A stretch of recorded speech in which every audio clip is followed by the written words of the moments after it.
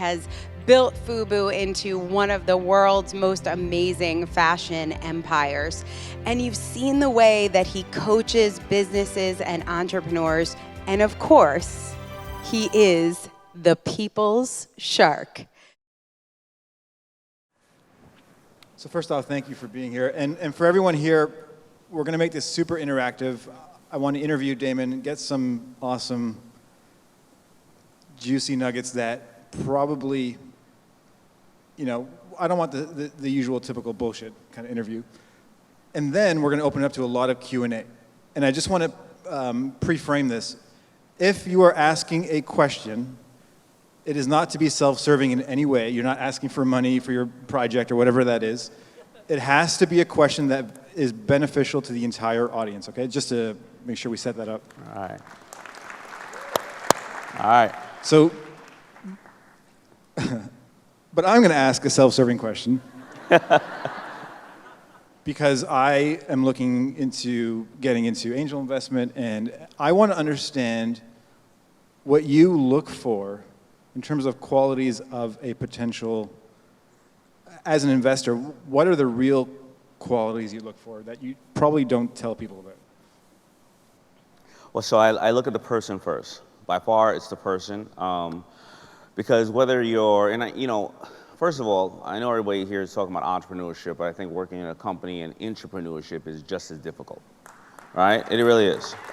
Because think about that, you know, an entrepreneur, you know, you get to make your own decisions, here you go, but is it working within a system, you got all these sensitive assholes working around you, like, so, I know you're thinking about one person right now, your office, but, you know, whether it's a resume, whether it's investing in a company or you coming to work for me or whatever the case is, the reality is, can you stand the person? You're going to be talking to this person or being around this person 8 hours a day, 5 days a week for the next 5 years. So whether we have a company together or not, if I can't stand you and we don't agree morally or ethically on things we think about, if there's a challenge, I'm not necessarily going to pick up the phone and want to talk to you. And the things are not going to get solved, right? So number one, can you stand the person? I also look to see people who have failed before. I want to know that they failed, they've learned what they shouldn't do, they learned that they still have the passion about it, the drive. I also want to be around people that are problem solvers. They're not going to come to me with 10 problems, they're going to come to me with 10 solutions, right? And we're going to learn together off of it. Because if this business doesn't work, then we're going to do something else together. And those are really the things. Other than that, of course, the business models are there. Is it scalable? You know, the person have, you know, a passion and drive for it. But you know, if you're going to put your money someplace and you're going to invest with somebody, well, then you have to have communication. Because if not, then just put your money in the market. I'll bet on Elon Musk. He's not going to call me. He's not going to bother me. My mailbox is going to be money there or not, right? That's what it is. So it's always the person. And is there a magical question you love to ask people that stumps them, or that's super challenging or difficult to figure out whether they're the right fit? Yeah. When has anything happened to you after the age of 15 that you were not in charge of? Did they ever have an answer? They're a liar. Because they were in charge of mostly everything, right? Or do you look in the toilet bowl after you get off? If anybody says no, they're full of shit.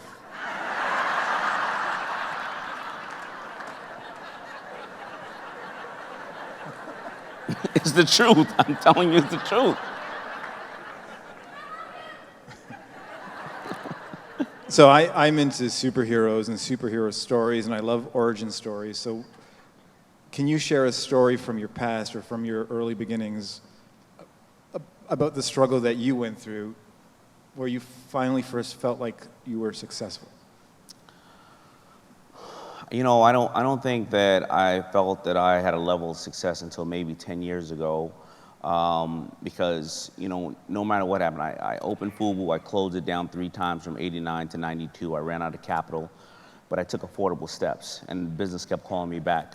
By the time FUBU was a global brand, it was 98, 99, and then we were paranoid about how we're going to keep this thing going and grow. You know, we look at FUBU as being somewhat of a large company, but, you know, in my world, Nike does $18 billion a year. Right? There's always somebody bigger, right? Then I was worried. I was like, well, did I just get struck by lightning once, you know, and am I going to be able to do it again? I started acquiring other brands. I came out with Coogee and Heatherette and all other brands. And then it was, well, fashion's over. You know, it's really tough these days. Retail is dying. Nobody's buying another shirt when they can't pay their mortgage. What am I going to do? Then I had to diversify my portfolio. And being dyslexic, I started putting out books. I always felt that, that there was another level that I could accomplish. So I would say that I probably realized that I had some level of success maybe about 10 years ago when I realized that I don't have to work, and anything I do now is purely because of my gut, my passion, and something that I'm fascinated and interested in. But it's always been a struggle. You're always going to hear no as an entrepreneur. Every single day. I saw an interview with Mark Zuckerberg and President Obama, and Mark's doing pretty well these days, right? He's okay. Yeah. He said he still hears no. He said he heard, you're not going to make this happen. Then other Ivy League schools are not going to get on this platform. High schools will never get on this platform. When a high school kid finds out their grandmother is on the same platform, they're never going to stay on the platform. Oh, when computers go over to cell phone, who the hell's going to ride a bike looking at Facebook? You're never going to get into Africa. He still hears no till today. And you just have to be prepared for that. And you have to find that success within yourself, you know?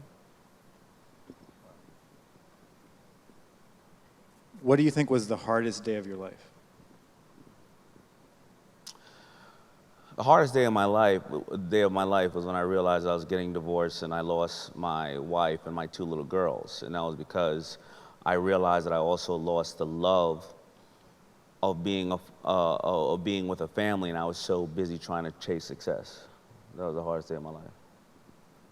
And what do you do when, I'll just make a quick joke, when the shit that you've stared at in your toilet, and it looks so good, but when the shit hits the fan, because we all go through those days where you become a firefighter and you have and it could be every day for you. I try to ask why, the big question why did this happen, what did I do wrong, why am I feeling this way, and if these 2 or 3 or 4 results happen, what will be my response to it, and why am I doing this? You know, it's always why. A lot of us don't ask ourselves why. Why are we doing this? And usually it could be because somebody else wants us to. We believe that society wants us to do that, because we're so busy judging our blooper reel to everybody else's sizzle reel, and we think everybody else is doing okay. They're not. They're just as fucked up as we are, all right? So it's why.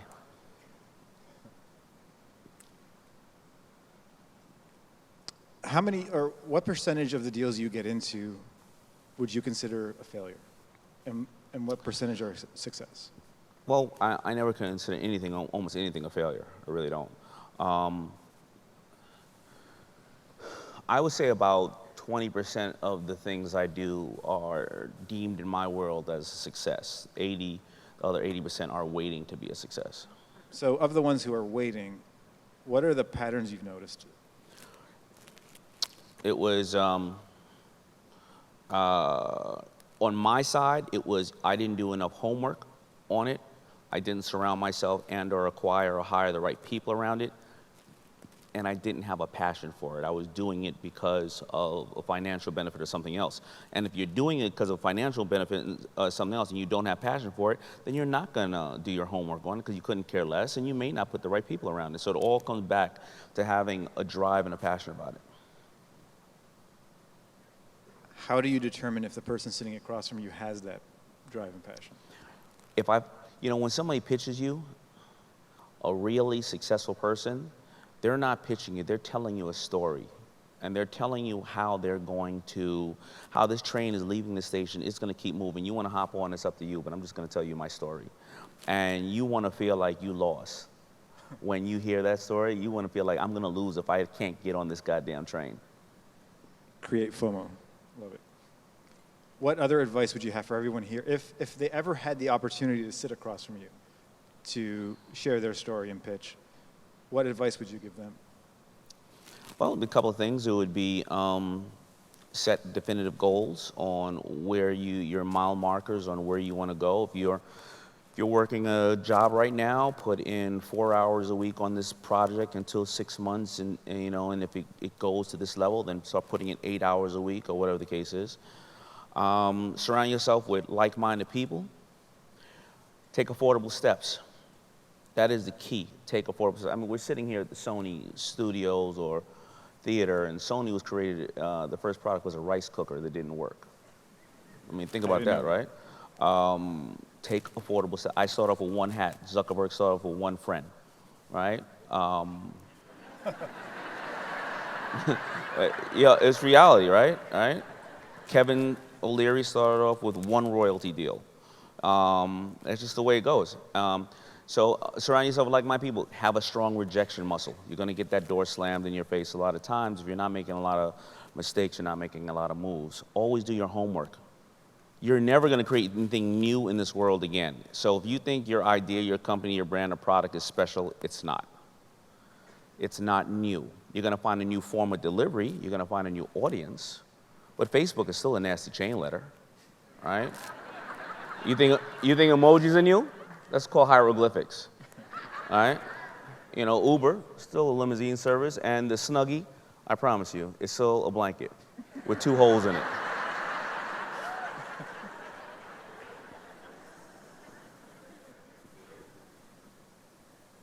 When you, with FUBU, started scaling, Yeah. how did things, or did things ever fuck up because of bad decision making? Plenty. Plenty bad. I mean, I can go on and on and on. Those are the course of doing business. You know, we may have sold to retailers that weren't necessarily the fit, but at the time, you know, we thought that the money was good and they promised to change things over, and we didn't trust our gut. Got egotistical at some point and said, hey, you know what? You know, if you're a store, you're gonna have to buy a prepaid, a box, 12 jeans, right? Anywhere from 34 to 42. You can't pick them. We're too lazy to pick them. You're gonna have to buy 12 at a time. Well, you know, you do that over 3-4 years, and those stores that couldn't sell the 46s or the 34s, right? They start to have a massive amount of inventory. They start to discount the goods. So now the kid goes in, looks at the new line at whatever, $80, but looks at all this other stuff for $30. In his mind or her mind, she starts to think that the brand is corroded. And why am I gonna pay this for that? There's a lot of, you know, doing $300-400 million in business annually, if you don't watch your inventory, you know, if you have only 5% returns, you know, you turn around 10 years, you have $50 million worth of inventory that you're only gonna get 10 cents on the dollar on. That's all your profit. There's a lot of different ways that you can sabotage and or kill a business due to inventory, bad decision makings, and egos. I know that the majority of people here are already entrepreneurs, but there are also people in the room who may be working at a job and have that burning desire to get out of what they're doing to start something. What advice do you have for them in terms of starting? Well, it's going to be the same. It's going to be affordable steps. It's going to be, you know, putting a goal setting on what you're going to do. It's going to be coming to things like this and meeting like-minded people. You know, our buddy Jay Abraham always says OPM shouldn't be other people's money. It should be other people's manufacturing, mind power, marketing, manpower, and make money off of other people's mistakes. And don't believe that you need to have money to start. You don't need money to start. You know, over 65% of the world's most wealthiest people are self-made men and women. They didn't have a dime. And athletes and lotto winners, usually 3 years after either leaving the league or winning the lotto, they usually bankrupt, over 65% of them. That means the tool of money absolutely meant nothing. It was going to be your resources and your ability to create a community and sell to that community. On that line, what does power of broke mean? Power broke means using your assets in front of you. It means that, you know, you have to use your resources.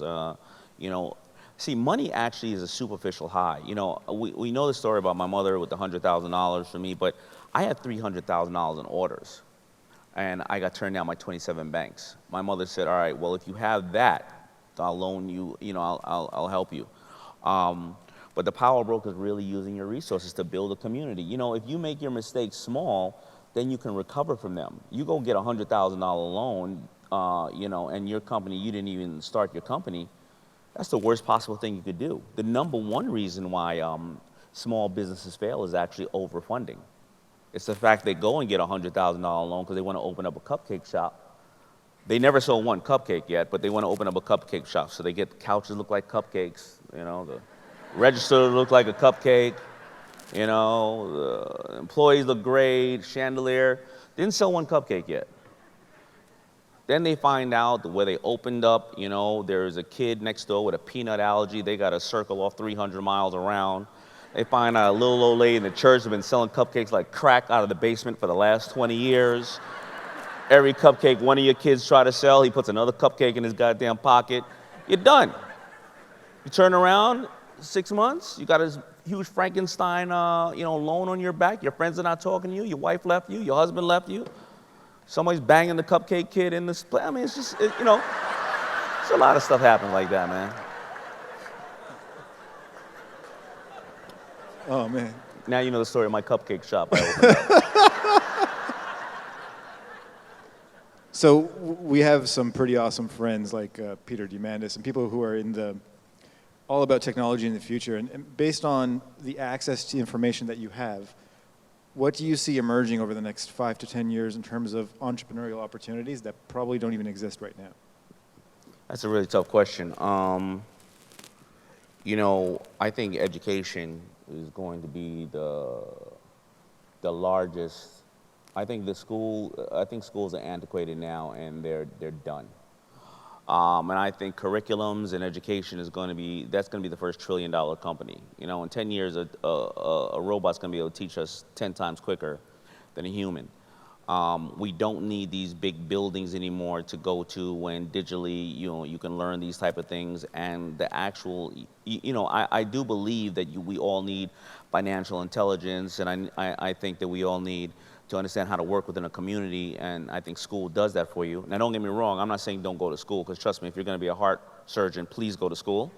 But I think curriculum is going to take us somewhere, curriculum and education is going to take us somewhere that we haven't been before. We'll start Q&A in a minute. My next question is, you have a lot of experience with branding, and I know that's a big deal for you. What is your definition of the word? And how do you use your brand to get people to rally around what your mission is? Yeah, so, within your company, I read a great statement the other day. It said the culture is what you are and to your company, and a brand is your promise to the community. A brand is a mark. It's an identification. It's something that either makes people aware that you exist or reinforces they're part of a community that they want to be part of. There are various different levels of brand, but you can have an item such as water, it's fine. You can move it into some place where you put a label on it. That means you can identify the mark. You can put it into, then hopefully get to another label where it's a brand. Fiji, we know what Fiji's promised. It's promised us it's untouched by human hands. It comes from this great place. Or hopefully if you get to a point, you can move into becoming a lifestyle. Xerox, Coca-Cola, things of that nature. But a brand is always a promise, a vacation, a destination that you promise somebody. Awesome. So let's turn it to the audience now. I can't see it. I love you, but I don't like what you just said about Snuggies. I have a Harry Potter Snuggie, and it is not a blanket. It is me separating from the Muggles. I feel very special in it. So I still like you. I still like you. I have one question. Where is that young lady that I saw in Miami at the airport was talking about going to be here? Yay. There you go. Yeah, she made me want to come here. She was like, hey, I'm going to be at that thing. I was like, yeah, I think I am too. Great to see you. All right. Perfect. All right, we got our first question.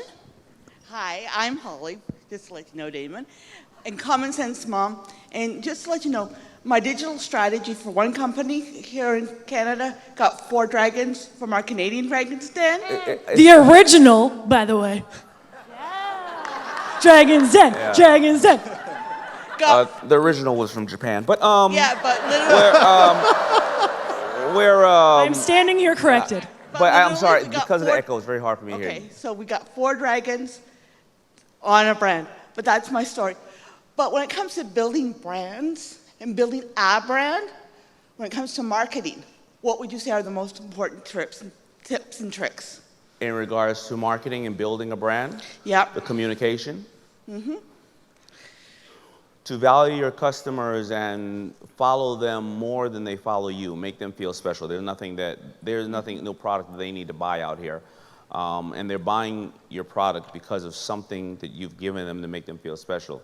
A lot of people use social media in the wrong way.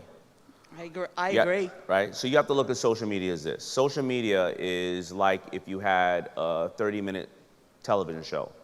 If 27 minutes of it was commercials, you would switch the channel.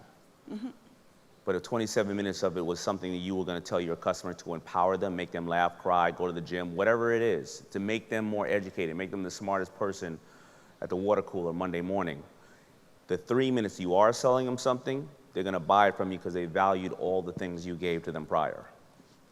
Thank you. You're welcome. Thanks, Holly. Yeah. Hi, I'm over here. Over here. Daymond on the side. Hi. I have a question about failure. I'm a post-secondary educator, so I'm in the college system. And I want to create a container for my students to actually learn how to fail. However, I'm also an entrepreneur and an intrapreneur, and the topic of failure comes up all the time. And I wonder, when you look at entrepreneurs and you talk about the qualities and you want them to have failed before, how catastrophic does that failure need to be? Because, I mean, it comes up all the time, and I own a small business, and I can't say that I've failed to great lengths, but sometimes I feel like I need to in order to have the story to gain more momentum. So that is, that's colorful. First of all, you're an educator, and as I shared about education, it's key, and I don't want to take anything away from educators, because I believe that educators are our most underappreciated commodity. So thank you for being that. Yeah. I had to watch my daughters for 1 week. I wanted to kill myself. So thank you for staying with our kids all the time. Now, failure does not have to be catastrophic. Actually, I don't. When I say failure, I say that you need to have hiccups, things of that nature. But it tests you. You know, it tests your endurance.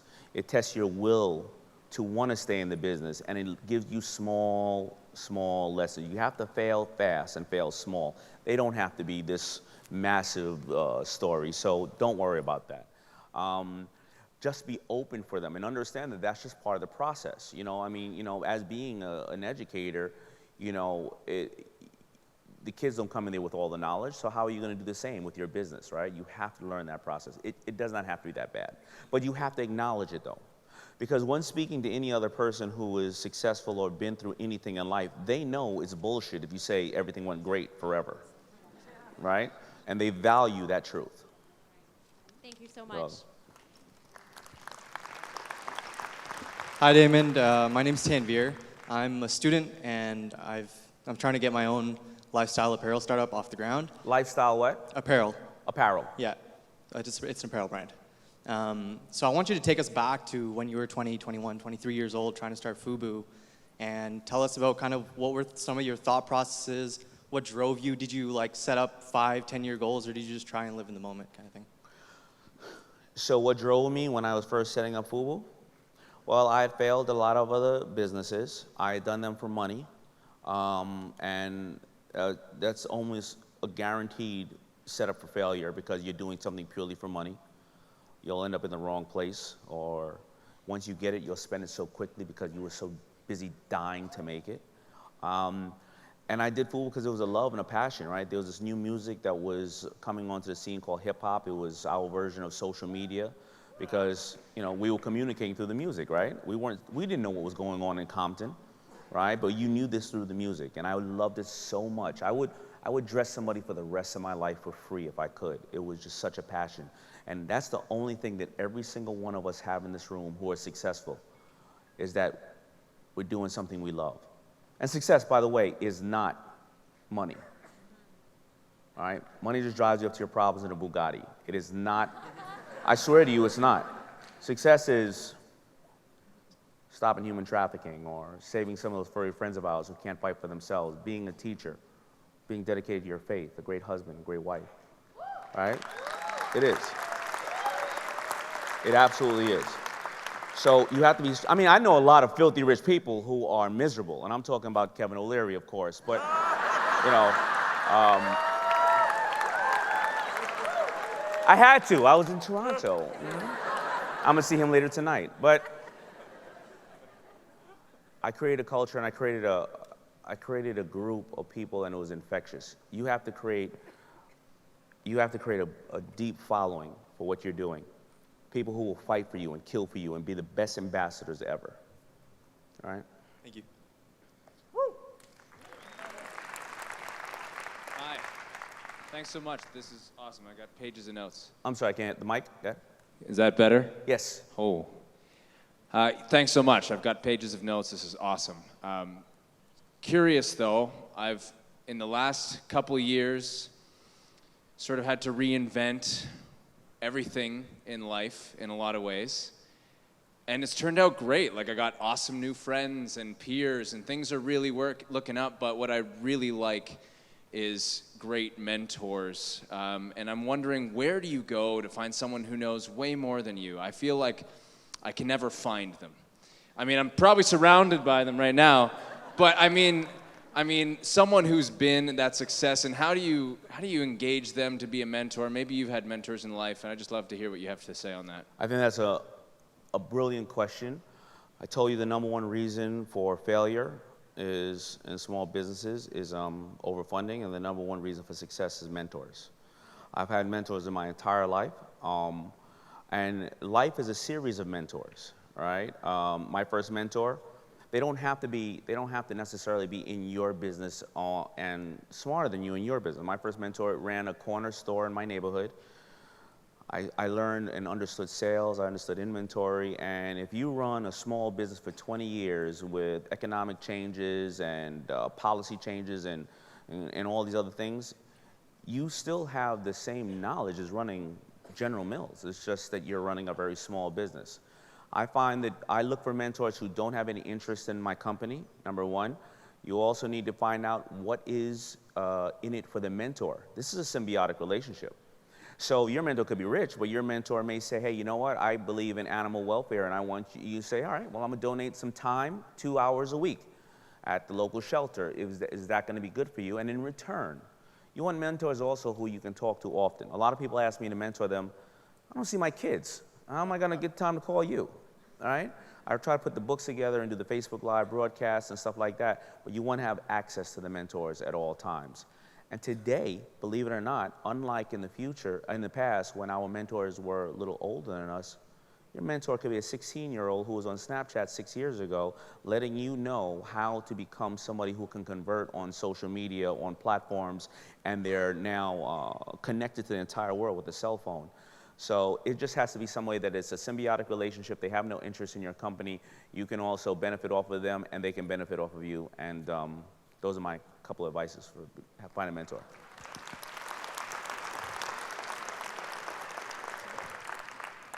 Hi, thank you so much. You're even better in person. More of your true self is here today than behind the camera. So you're very successful in business, philanthropy, humanism. So my question for you is, Dragon's Den puts great ideas and entrepreneurs together with the money that they need to make their dreams come true. Part of life, part of being a good human, as you described, is social consumerism by companies who look to take part of what they do every day and give it back somewhere in society where it's needed, because the government and all those places that used to sustain certain things no longer do. So here is, I guess, my question for you. I have a charity that I've had for 8 years, and we work really, really, really hard. We're all exhausted now. Is there a Dragon's Den maybe in the future, or if I can spark a vision of it maybe and leave it with you, where you would take businesses that are thriving after you've worked with them, because they're all going to thrive, and connect them with charities to continue that social consumerism and say, I got this company to be a $10 million company, and now we're going to select a charity and do a Dragon's Den for charities to pitch. and the Well, money. that's really up to the producers. You see, Dragon's Den is a Sony property. It started in. Oh, I said Dragon's Den like. I didn't mean it was for them, actually. I'm sorry? I said Dragon's Den like, I think. Oh, got Because it. I'm thinking Uniman. I'm not even thinking about O'Leary and all the other ones. I'm thinking what I heard here today just really went to my heart and said, I don't know, it just said Well, why there's don't you something create a here. company that links the companies with charities? Well, I got a charity that I've had for 8 years. I just started blogging, and I shut down my successful company 2 years ago to take a sabbatical, but in the last 2 years, my father-in-law died and my mother went critically ill. So this is the first week that I've gotten my sabbatical for me. But I'm give me sorry to hear something to that, think but about. it sounds like you have a bigger cause now. Yeah. You got this. You got this. Oh, you're good. I wanted answers, you gave me homework. Oh, you're good. Thank you. Thank you. Sorry to hear about that. Your loss.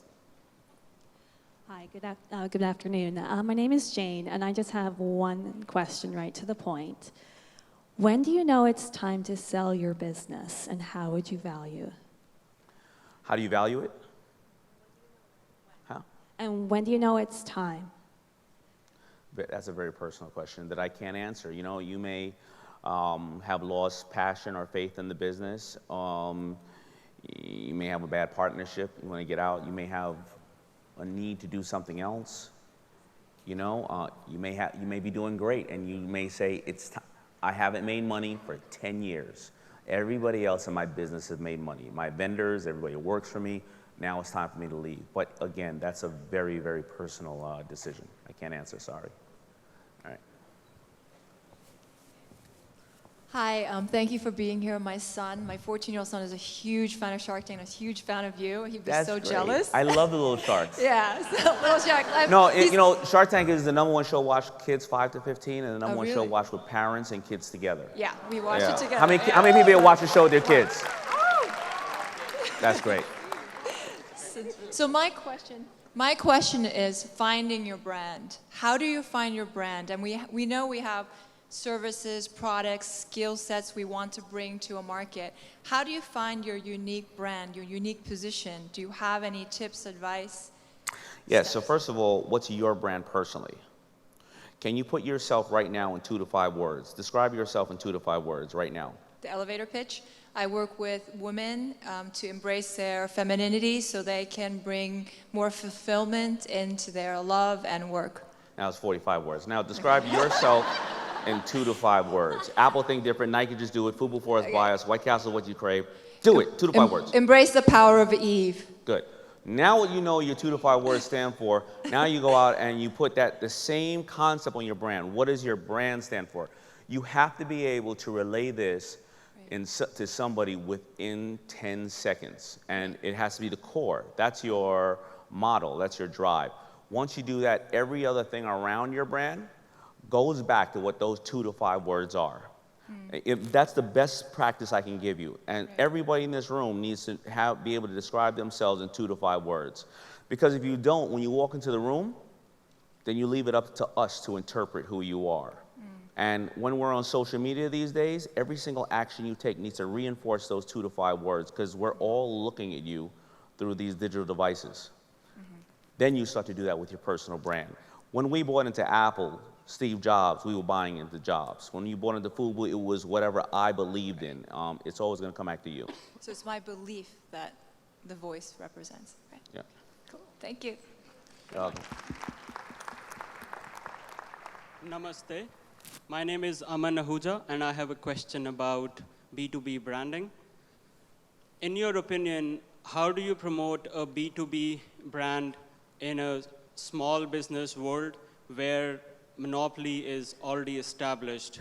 For example, insurance and investments. You said B2B? B2B. How do you promote it?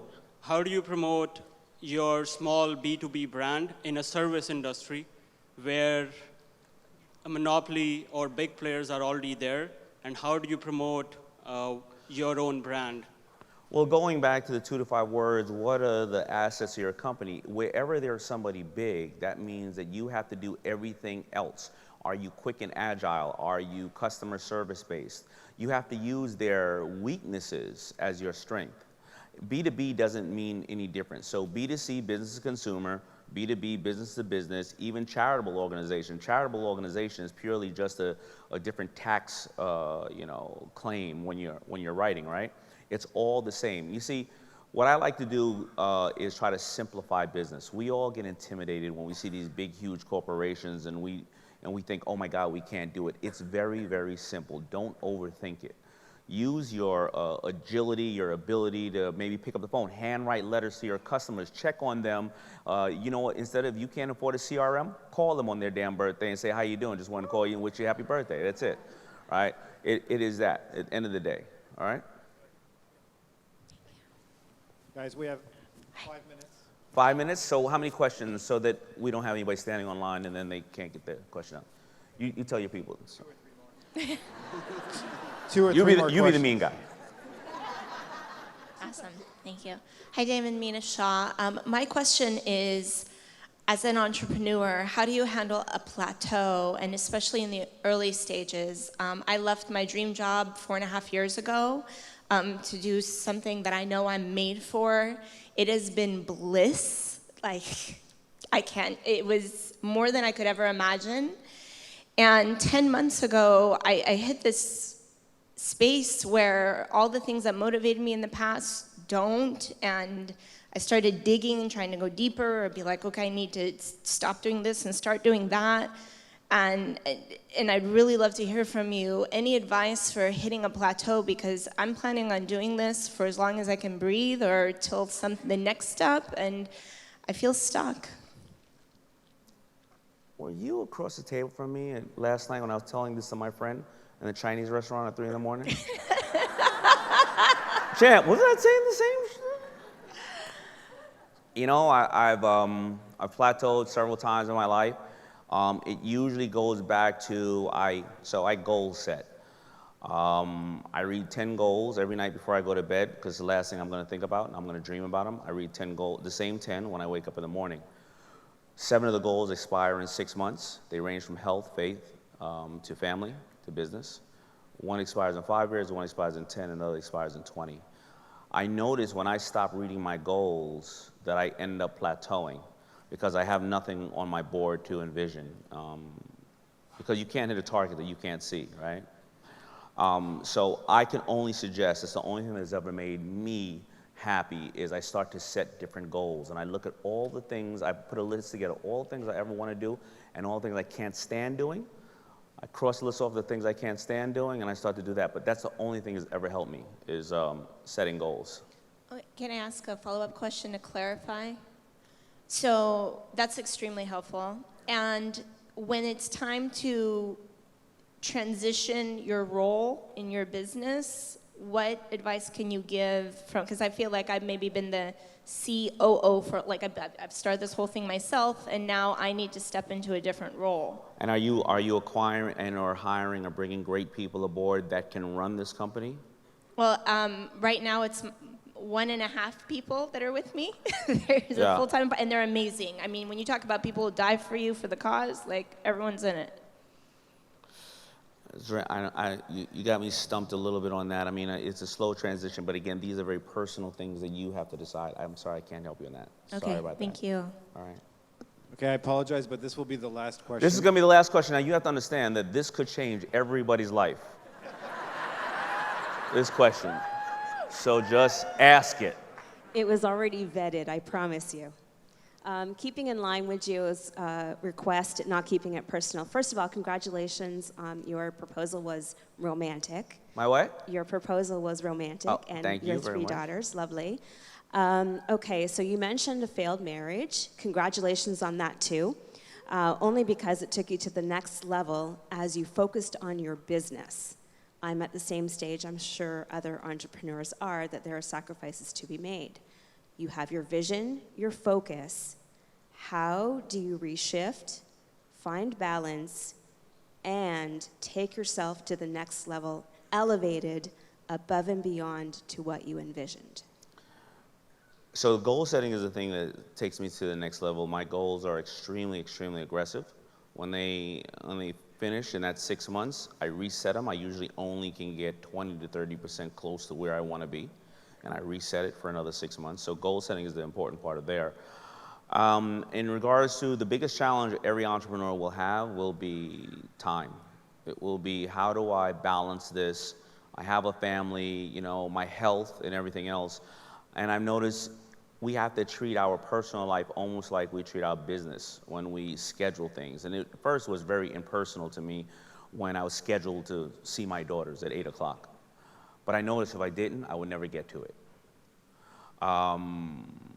One of the things that I teach now, because after about Good Friday 2017, I had stage 2 cancer removed from my body.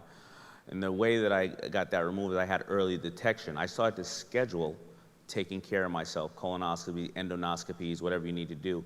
Because one thing entrepreneurs don't do is they don't take care of themselves.